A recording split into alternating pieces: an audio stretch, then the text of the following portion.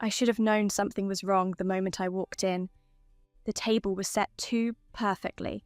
Mum's good china, the silverware polished to a spiteful shine, Clara's favourite rosemary bread warming in the basket. All the little details that scream, this isn't just dinner, this is a performance. But I was too busy pretending not to notice the way Mum's smile didn't reach her eyes when she hugged me, or how Dad's grip on my shoulder lingered a second too long, like he was steadying himself for what came next. Clara was already glowing, of course. She always did when she was the centre of attention, perched at the head of the table like a queen holding court, her fiancé Mark beside her, smirking like he'd already won something. I'd met him twice before. Both times he'd accidentally brushed his hand against my lower back when we hugged. Both times my parents hadn't noticed. We made it through the salad course before the trap sprung. Mum cleared her throat, that delicate little sound she used when she was about to drop a bomb wrapped in lace. Emily, sweetheart, we've been thinking. A pause, a glance at Dad. About the lake house. I should have put my fork down. I should have braced myself. Instead, I took another bite of arugula and let the bitterness sit on my tongue. What about it? Dad didn't bother with preamble. We've decided it should go to Clara. The words hung there ugly and blunt. No, what do you think? Just decided. Like my name had never been on the deed. Like my childhood summers there, skinning my knees on the dock, learning to swim in that icy water, hadn't happened. Clara's hand fluttered to her chest. Oh, don't look like that. It's just, Mark and I, we want to start our lives there. Raise a family. Her voice dipped into that saccharine whisper she used when she was playing understanding sister. You're always so independent. You don't need it like I do. Mark chose that moment to lean in, all faux concern. Yeah, you've got your own thing going. This'll be like a fresh start for us. I stared at him. Like we were friends. Like he hadn't just reduced 27 years of being sidelined to you've got your own thing going. The room tilted. Mum was nodding along, patting my wrist like I was a dog about to bolt. Dad was cutting his steak with methodical precision, avoiding my eyes. And Clara was watching me with this faint, pitying smile, like she was already rehearsing how she'd tell this story later. Poor Emily, she took it so hard. I finally found my voice. So, let me get this straight. You called me here, not to ask, not to discuss, just to inform me that my share of the family property is now Clara's. A beat of silence, then Dad cold as a judge passing sentence. It's what's best for the family. And that's when I laughed, actually laughed. Because that was the line they'd settled on. After years of Clara's ballet recitals trumping my science fairs, of her delicate constitution excusing every tantrum while I was told to be the bigger person, now they cared about what was best for the family. I stood up. The chair screeched against the hardwood. Clara flinched. Good. Here's what's best, I said, grabbing my coat. Next time you want to cut me out of something, don't bother inviting me to dinner first. The door slammed behind me. Nobody followed. Funny how quiet betrayal is when it's finally out in the open. I didn't storm out. Not yet. That was their first mistake, thinking I'd just take it and leave. That I'd swallow this like every other slight, every other time they'd handed Clara what should have been mine without a second thought. But this wasn't a forgotten birthday or a graduation they'd skipped for her vacation. This was the lake house, the one place I'd ever felt like I belonged. So I turned back. The dining room froze when I reappeared in the doorway. Clara's fork hovered midair, a bite of salmon dripping onto her plate. Dad's jaw tightened. Mum's smile flickered like a dying light bulb. You didn't actually think that was it, did you? My voice came out eerily calm. Mark, bless his useless soul, actually chuckled. Come on, Em, don't be dramatic. Shut up. I didn't even look at him. This wasn't about him. This was about the 3 people at this table who'd spent my life treating me like an afterthought. I want to hear it from you. I locked eyes with Dad. Look me in the face and tell me why. A muscle twitched in his temple. We explained already. No, you declared. I stepped closer, my heels clicking like a countdown. Clara wants it. Clara needs it. What about what I want? Or does that not matter? Mum made a wounded noise. Emily, that's not fair. Fair? The word tore out of me, sharp as broken glass. You want to talk fair? Fine. Let's talk about how Clara got a car for her 16th birthday while I got a gift card because you're so practical, sweetheart. Let's talk about how you flew cross-country for her college roommate drama but couldn't be bothered to show up when I won state for debate. My chest burned. Or better yet, let's talk about how the one thing Grandma left both of us is suddenly only yours to give away. Clara's chair scraped back. That's not... Don't. I finally looked at her, and something in my face made her shrink back. You don't get to play victim here. You knew. Silence. Dad broke it, his voice like gravel. This isn't up for discussion. And there it was. The truth laid bare, not a misunderstanding, not an oversight, a choice. I nodded slowly. You're right. It's not. I reached for my wine glass, Mum's favourite crystal, the set she only brought out for special occasions, and drained it in one go. But here's the thing about choices, Dad. They go both ways. The glass hit the table with a clink. Clara jumped. Mum's eyes welled up, not with guilt, no, with inconvenience, like I was a tantrum-throwing toddler ruining her perfect dinner. Emily, please, can't we just... No, I smiled then, all teeth. You don't get just anymore. I left the second time with my head high. No slamming doors, no screamed insults. Just the quiet, irrevocable sound of a daughter walking away for good. Let them chew on that silence. The lawyer's office smelled like lemon polish and regret. I arrived early, not because I was eager, but because I wanted to watch them squirm when they walked in and found me already there, cool and composed in the leather chair that squeaked under my weight. Dad entered first, his tie too tight around his throat. Mum fluttered behind him like a nervous bird, clutching her purse like it might fly away. Clara came last, arm looped through marks, her smile too bright for the sterile room. The papers sat between us on the mahogany desk, crisp and accusing. We don't have to do this today if you're not ready, Mum offered, her voice thin with false mercy. I almost laughed. Not ready? They'd given me exactly 48 hours to think it over, as if 2 days could undo a lifetime of being second best. I picked up the pen. It was heavier than it should have been. Emily, Dad started, then stopped. For once, he didn't seem to know what to say.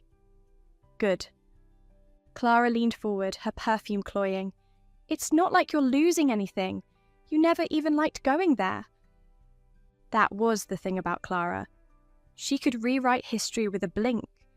Never mind the summers I'd spent curled up in the boathouse loft with my books, or the way I'd taught myself to skip stones on the lake while she sulked about the lack of cell service. In her mind, if she didn't value it, neither could I. Mark nudged the papers closer. It's just a signature. I looked at him. Really looked. At the way his pinky finger tapped impatiently against the desk. At the smug tilt of his mouth like he'd already won. And suddenly, it was also clear. This wasn't about Clara. This was about him. About the way he'd eyed the property the first time they'd visited, calculating its worth. About how he'd whispered in her ear until she'd whispered in theirs. The pen hovered over the line. Mum held her breath. Dad's knee bounced under the table. Clara's nails dug into Mark's arm. I signed. The scratch of ink was deafening. Clara exhaled, her shoulders dropping like she'd been holding up the sky. Oh, Em, thank you. You won't regret this, I promise. She lunged across the desk to hug me, her hair smothering my face in a cloud of vanilla and entitlement. I didn't hug her back. When she pulled away, confusion flickered in her eyes. "Aren't you happy for me?" I stood, smoothing my skirt. "No," I said simply, "but I am free." The keys to the lake house landed on the desk with a metallic clatter. I didn't need them anymore. Dad's mouth opened, to protest, to apologise, maybe just to call me back. But what could he possibly say now? The deed was done, literally. I walked out without looking back. The door clicked shut behind me, softer than a heartbeat, louder than a gunshot. Let them have their precious house. I was already gone. The city didn't care about my past. That was the first thing I loved about it. The glorious anonymity of crowded sidewalks, of strangers who bumped into you without apology, of taxi horns that drowned out thoughts. No one here knew I was the discarded daughter, the afterthought sister. Here, I could be anyone. So I became someone fiercer. I rented a studio apartment with exposed brick and a fire escape that creaked when I sat on it at night, drinking cheap wine and watching the skyline pulse. The space was small enough that I could touch both walls if I stretched my arms wide, but it was mine. No Clara's leftover perfume clinging to the towels, no Dad's disapproving glances when I came home late. Just my books stacked haphazardly on milk crates, my shoes kicked off by the door, my life finally unfolding without commentary. The real estate office hired me on a trial basis. "You're overqualified," Mr. Kowalski had said during the interview, squinting at my resume. I'd smiled. The new one I'd been practicing. All sharp edges and confidence. "Then I'll outperform your expectations." And I did. There was something delicious about helping clients find homes. Real ones, not just structures with mortgages. I learned to read people quickly, the newlyweds who needed space to grow into each other, the divorcees craving fresh starts, the elderly couples downsizing but not downgrading. I became good at matching souls to spaces. Maybe because I'd spent so long feeling mismatched myself. Within a year, I'd brokered enough deals to afford a proper apartment. 2 bedrooms because I could. A balcony where I grew herbs that actually survived. A closet full of blazers that made me look like I'd always known what I was doing. The voicemail still came, of course. Mum's voice tight with forced cheer. "Just checking in." Dad's gruff, "Call your mother." Clara's dramatic sighs about wedding planning. I deleted them without listening all the way through. Then there were the emails, the ones I did read, not from family but from the county clerk's office back home. Automated updates about property taxes, liens, ownership transfers. I might have signed away my share, but I'd kept myself on the mailing list, just in case. One afternoon, as rain streaked my office windows, an alert popped up. Change of ownership, Dawson Lake property. I clicked it open, and there it was. Clara's name, followed by Mark's, followed by a bank I'd never heard of. I leaned back in my chair, spinning my pen between my fingers. Somewhere across town, a couple was arguing over paint samples. A family was unpacking boxes in their first real home. A woman was signing papers that would change her life. I took a sip of coffee. It had gone cold, but I drank it anyway. The past was someone else's story now. Mine was just beginning. The lake house became Mark's playground the moment the ink dried. I heard the stories in fragments. A cousin's careless remark at a coffee shop, a real estate agent's gossip during an open house, the occasional social media post Clara forgot to block me from seeing. Each detail painted a picture more delicious than the last. That boathouse I'd loved, gutted and turned into a man cave with neon beer signs and a poker table that never saw a winning hand. The wraparound porch where I'd watched storms roll in, now littered with Mark's cigar butts and empty bourbon bottles. And the guest room, Mum's precious retirement suite, with its antique quilts and floral wallpaper, transformed into a makeshift gym where Mark's friends grunted over weights while Clara bit her tongue in the kitchen. The first crack appeared 6 months in. A midnight call from Mum that I let go to voicemail. "Emily, I don't know what to do. Mark invited some business associates to stay the weekend, and Clara says we can't visit." Her voice cracked on the last word. I saved the message, played it when I needed a smile. By summer, the updates grew richer. Dad's vintage Mustang, the one he'd never let me so much as sit in, borrowed by Mark for a Vegas trip and returned with a dented fender and unfamiliar lipstick on the passenger seat. The heirloom dining set sold at auction to cover renovations that never materialised. Clara's Instagram posts grew fewer, then stopped altogether, replaced by Mark's check-ins at various sports bars with people who all had the same dead-eyed grin. The final masterpiece came via a property alert, a second mortgage taken out against the house. The loan officer's name rang familiar. I'd gone to high school with his daughter. One discreet lunch later, I learned the truth. Mark had been using the property as collateral for failed investments. The lake house wasn't a home anymore. It was an ATM with a leaking roof. At family gatherings I didn't attend, they whispered about how Clara had changed, how her designer clothes hung looser, how she jumped when phones rang, how she'd started saying "we decided" when everyone knew she meant Mark once. The cage was gilded, but the lock clicked just the same. Sometimes, when the wind blew right, I could almost hear it, the echo of my mother's voice saying Clara needs the stability, as her golden child learned the weight of chains. I never checked the weather at the lake anymore, but I kept the foreclosure notices in a special folder, just in case. The call came at 2:17 a.m. on a Tuesday. I knew before looking it had to be them. No one else would dare interrupt the sacred silence of my apartment at that hour. The screen glowed with Mum's contact photo, a smiling shot I'd taken years ago at some forgettable family barbecue. Now it pulsed like a warning beacon against my dark bedroom wall. I let it ring out. The voicemail notification appeared instantly. They must have been desperate. Mum never left messages on the first try. Always 3 polite attempts, spaced exactly 7 minutes apart before permitting herself to speak into the void. This breach of protocol intrigued me enough to press play before coffee the next morning. Her voice emerged strained through the speaker, the cultured vowels cracking at the edges. "Emily, it's Mum. I know it's late, but..." A pause filled with swallowed pride. "We need to talk about Clara. Mark has, well, there's been some difficulties." I nearly dropped my mug. Difficulties. That carefully sanitized word carried more weight than any scream. In our family lexicon, it covered everything from bankruptcy scandals to that time Uncle Roger accidentally set the garage on fire during his midlife crisis.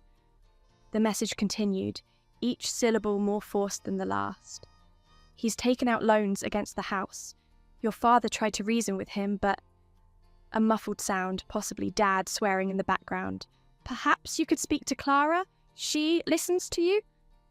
The lie hung so thick I could taste it.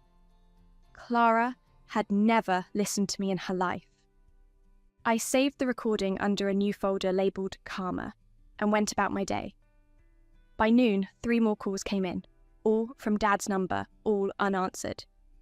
The texts started around 3 p.m. "We're worried about your sister. This isn't like her. Family sticks together." The last one almost made me laugh aloud in the middle of showing a penthouse to tech millionaires. I waited until their Tesla pulled away before responding. Funny how that only applies when it's convenient. The typing bubbles appeared immediately. Disappeared. Reappeared. Finally, "Your mother's crying."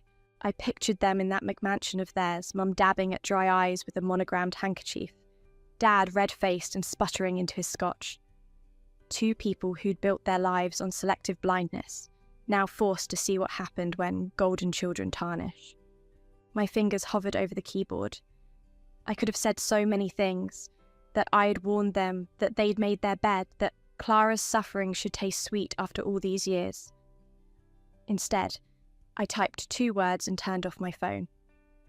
"Not my problem." The silence afterward felt cleaner somehow, like pulling a splinter that had festered too long.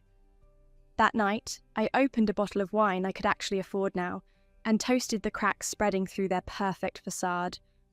Somewhere across town, a couple signed papers for their dream home. Somewhere farther away, a lake house stood half empty, its walls echoing with arguments no one could smooth over anymore. And in my quiet apartment, the phone stayed dark. Just how I liked it. The foreclosure notice arrived in my inbox on a rainy Thursday morning, sandwiched between a coffee order confirmation and a newsletter I never read. The subject line, Dawson Property, Final Notice, glowed on my screen like a neon sign in the fog. I clicked it with the detached curiosity of someone watching a car crash in slow motion. Details unfolded in crisp legal jargon. Unpaid debts, liens piling up like dirty dishes, a final auction date set for 30 days out. The bank's logo stared back at me, impersonal and unfeeling. No frantic cover letter from Clara, no desperate plea from our parents, just cold, hard bureaucracy doing what it did best. I printed it out. The paper felt strangely heavy between my fingers, the ink slightly raised where the printer had laid it down too thick. This single sheet represented everything they'd sacrificed me for. Clara's stability, the family legacy, Mark's hollow promises, reduced to a case number and a list of violations. I pinned it to my office corkboard next to a listing for a luxury penthouse, the contrast almost poetic. That afternoon, my phone buzzed with a call from an unknown number. I answered out of morbid curiosity. "Emily? It's me." Clara's voice sounded foreign, stripped of its usual honeyed confidence. A baby cried in the background, the sound sharp and unfamiliar. I said nothing. "Look, I know you hate me." "I don't." The truth slipped out before I could stop it. "Hate requires energy. You don't get that from me anymore." Silence, then a wet sniffle. "We're losing the house." The words should have tasted sweet. Instead, they sat on my tongue like ash. I stared at the foreclosure notice, at the date circled in red. "I know." Another pause. The baby's cries escalated. "Aren't you going to say I told you so?" I leaned back in my chair, watching rain streak my office windows. What would be the point? You never listened before. A door slammed on her end. Mark's voice shouted something indistinct. Clara's breath hitched, a sound I'd never heard from her in 30 years of shared history. "I don't know what to do," she whispered. And there it was, the moment I'd fantasized about since childhood. My perfect sister, broken and begging.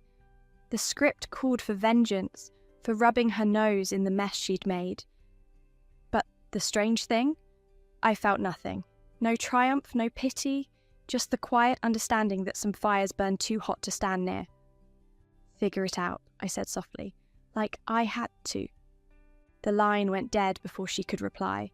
Outside, the rain slowed to a drizzle. A cab splashed through a puddle, sending a businessman jumping back with a curse. Normal life rolling forward without pause. I took the foreclosure notice down from my board, folded it neatly and tucked it into my desk drawer. Not as a trophy, not as proof, just as a reminder that no cage, no matter how golden, stays locked forever. They arrived unannounced on a Sunday morning, their Lexus idling crookedly outside my building like a wounded animal. Through the peephole, I watched them fidget. Mum adjusting the same pearl necklace she'd worn to Clara's wedding, Dad's knuckles whitening around a bakery box of Danishes he'd never have bought for himself. The sight was so absurd I almost didn't answer. Almost. The door swung open to reveal two people who looked like my parents, but carried themselves like strangers. Dad's polo shirt hung loose where his belly used to be.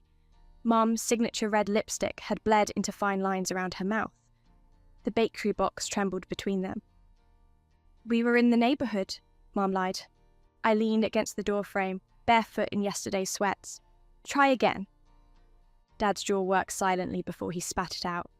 "Clara's husband took out a second mortgage. 3rd, actually. I crossed my arms. But who's counting? The box slipped slightly in Dad's grip. They hadn't known. Mum's manicured fingers flew to her throat. You knew about this? I make it my business to know things. I stepped aside just enough to let them interpret it as an invitation. Like how Mark's business trip to Miami last month was at a casino, or how the investment group he joined is just his frat brothers funneling money into a fake tech startup. They shuffled into my apartment like convicts entering a courtroom. Dad's gaze snagged on my framed real estate licenses, while Mum pretended not to notice the wine stain on my sofa. The danishes landed on my kitchen counter with a thud, the cellophane squeaking under Dad's grip. "We need your help," he ground out. I poured myself coffee, deliberately not offering any. "Help with what? You got exactly what you wanted. Clara got the house, the husband, the perfect little life." "She's miserable," Mum's voice cracked. The mug warmed my palms. "And?" Dad slammed a hand on the counter. "Damn it, Emily, she's your sister." "No." I set the mug down with deliberate calm. "She's your daughter. You made that abundantly clear every time you chose her. Now, you don't get to act shocked when the golden child turned out to be made of tinfoil." Mum made a wounded noise. Dad's face purpled. But neither could muster a rebuttal. What could they say? That they hadn't spent decades handing Clara everything on a silver platter? That they hadn't rewritten every rule to suit her? The silence stretched until it became its own answer. I opened the bakery box. The danishes were Clara's favourite, almond cream with raspberry glaze. The irony was almost poetic.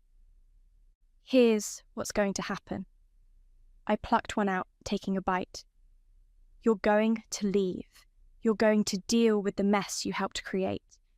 And you're never going to show up here again, expecting me to clean up after Clara." Mum's tears finally spilled over. "We miss our family." "You had one." I wiped powdered sugar from my fingers. "You just forgot to include me in it." The door clicked shut behind them with satisfying finality. Through the window, I watched Dad hurl the danishes into a trash can before peeling out of the parking lot. Somewhere across town, Clara was probably crying to Mark about unfair parents. Somewhere farther away, a bank was preparing to seize a lake house. And in my quiet kitchen, the coffee had gone cold. But for the first time in years, the air felt clean. The sheriff's notice was posted on the lake house door with brutal efficiency. A bright orange sticker slapped across the stained oak like a brand. I only knew because the realtor handling the bank sale sent me photos, her email chirpy with professional detachment. "Thought you might want first look before listing." The images loaded slowly on my phone, the once manicured lawn now patchy with neglect, the porch swing hanging by one rusted chain, and, through the grimy living room window, the shadowy outline of furniture left behind in haste. Clara hadn't even bothered to take the curtains. I zoomed in on the eviction notice, the dates and legalese crisp despite the peeling tape. 30 days to vacate. A lifetime of entitlement reduced to 4 weeks of scrambling. Somewhere in that house, under layers of Mark's bad decisions and Clara's willful blindness, were probably still traces of me. A childhood initial carved into the boathouse beam. The closet where I'd hidden during thunderstorms. The exact spot on the dock where I learned the water was deepest. All of it now bank property. My finger hovered over the reply button. I could have asked the realtor to save me the carved initial, could have driven up one last time to stand in the empty shell of what used to be mine. Could have... I deleted the email instead. Let the new owners find the ghosts. Let Clara explain to her kids why they couldn't visit Grandma's lake house anymore. Let my parents choke on the realization that their sacrifice had bought Clara exactly nothing in the end. The past was just rotting wood and broken promises now. I had better things to build. They came in winter when the cold made everything brittle. I spotted them from my balcony first. 2 hunched figures trudging through the snow in my building's courtyard, Mum's Burberry scarf flapping like a surrender flag. Dad's shoulders squared in that stubborn way that meant he'd rather be anywhere else. They looked small against the steel and glass backdrop of my world, out of place as relics in a museum. The intercom buzzed 3 times before I answered. "Emily?" Mum's voice crackled through the speaker, tinny with false cheer. "We were just—" I pressed the door release before she could finish the lie. They took the elevator up in silence. I knew because I watched them on the security feed. Mum fussing with her hair, Dad glaring at his reflection in the polished doors. When the chime announced their arrival, I didn't move to greet them. Just waited, arms crossed, as the hesitant knocks echoed. The door swung open to reveal 2 strangers wearing my parents' faces. Mum thrust forward a tattered photo album like a shield. "We found these when packing up the attic. Look, you and Clara at the lake when you were 6. The plastic-covered pages smelled of mildew and nostalgia. There I was, gap-toothed and grinning in a hand-me-down swimsuit. Clara, pristine in matching ruffles, already learning to angle herself toward the camera. I let the album dangle between us. "What do you want?" Dad cleared his throat. "Can we at least sit down?" My apartment offered no cosy armchairs for heart-to-hearts, just sleek, modular furniture that discouraged lingering. They perched on the edge of my sofa like birds on a power line while I remained standing. Mum's fingers pleated her skirt. "Clara's filing for divorce." The words hung between us, neither revelation nor surprise. I studied a chip in my nail polish. "And?" "She's moving back in with us." Dad's voice carried the weight of a life sentence. "With the kids." I almost laughed. The lake house gone, the golden marriage collapsed, and now their retirement would be spent raising Clara's children in the same house where they'd failed to raise us equally. Poetry didn't get more perfect. Mum's eyes welled up. "We thought maybe you could talk to her?" "Why?" I tilted my head. "So she can ignore me like you taught her to?" Dad surged to his feet, the way he always did when cornered. "Damn it, Emily, when will you stop punishing us?" The album slipped from Mum's lap, photos scattering across my hardwood floors. We all stared at the images frozen in time. Birthday parties where Clara blew out my candles, vacations where I carried my own luggage, Christmases where my gifts were always practical while hers sparkled. I crouched to gather the memories, handing them back without looking up. "I'm not punishing you, I'm just finally treating you the way you always treated me." Silence. Outside, snow began dusting the skyline. Somewhere in the city, Clara was probably crying to some stranger about unfair life was. Somewhere farther away, a new family was making memories in a house by the water. And here, in this quiet moment, heavy with all the words we'd never said, my parents finally understood. This wasn't a negotiation. It was a goodbye. I held the door open. They left without looking back. The package arrived 6 months later, postmarked from their retirement community. Heavy, awkwardly shaped, wrapped in the kind of brown paper my mother used to save from department store purchases. I let it sit on my kitchen counter for 3 days, sipping coffee around it like it might detonate. When I finally slit the tape, a cascade of familiar items spilled out. My 5th grade spelling bee ribbon. 2nd place, Clara had won. The chipped mug I'd made at summer camp. Every report card with its chorus of "Emily could apply herself more." At the bottom lay Dad's pocket watch, the one Grandpa had given him when he turned 40. The engraving on the back, "To my son," glinted dully in the morning light. No note, just artifacts from a war they'd only now realised they'd lost.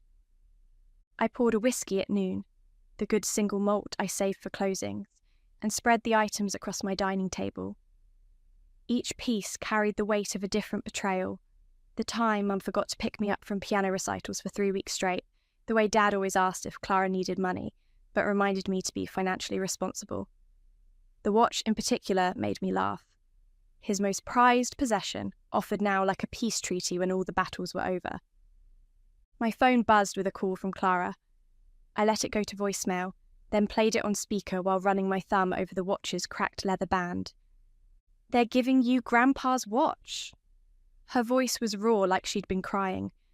"After everything I've lost, they're rewarding you for abandoning us." The recording ended. I took another sip of whiskey, savouring the burn. She called back immediately. This time, I answered. "You want the truth?" I didn't wait for her reply. "They're not rewarding me. They're punishing themselves." Silence. Then a wet sniff. "For what?" The simplicity of the question nearly undid me. Clara had lived 35 years at the centre of their universe and still didn't understand the gravity of their orbit. "For choosing wrong," I said softly, "for loving you more and ending up with nothing to show for it."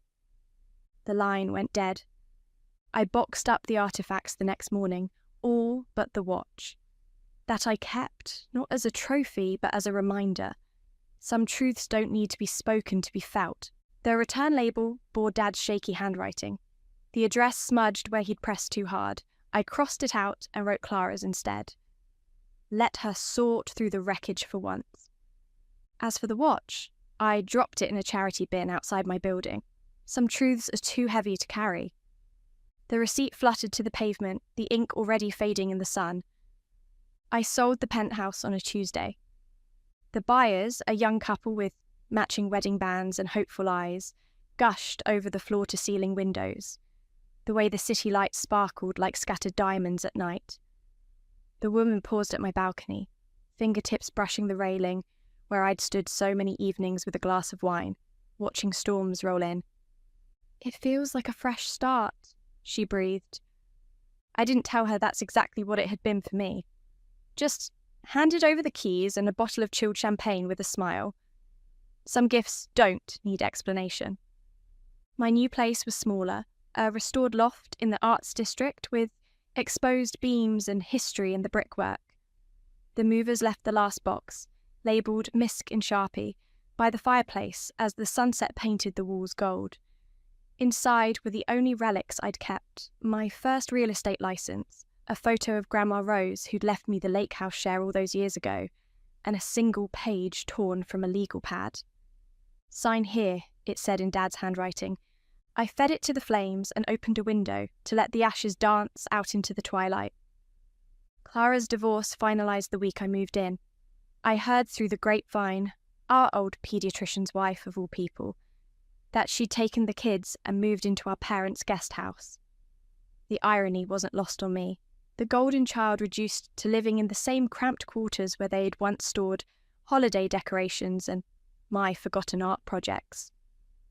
Mum sent one last email. "We're selling the piano to make room for the twins' bunk beds," as if I'd care about the Steinway Clara had played so beautifully, and I'd never been allowed to touch. I marked it as spam. The loft's bare walls echoed as I uncorked a bottle of red, the good stuff I used to save for imaginary occasions. Tonight was occasion enough. I drank straight from the bottle as I painted the accent wall, the colour of storm clouds, the brushstrokes messy and mine alone. Somewhere across town, the penthouse's new owners were probably christening their balcony with that champagne. Somewhere farther away, my parents were tucking Clara's children into beds that would always smell faintly of mothballs and regret. And here, in this raw space smelling of acrylic and possibility, I spread a drop cloth on the unfinished hardwood and slept under the stars visible through the skylight. The phone stayed silent. The past stayed where it belonged. Morning would come when it came. For the first time in my life, I was in no rush to meet it.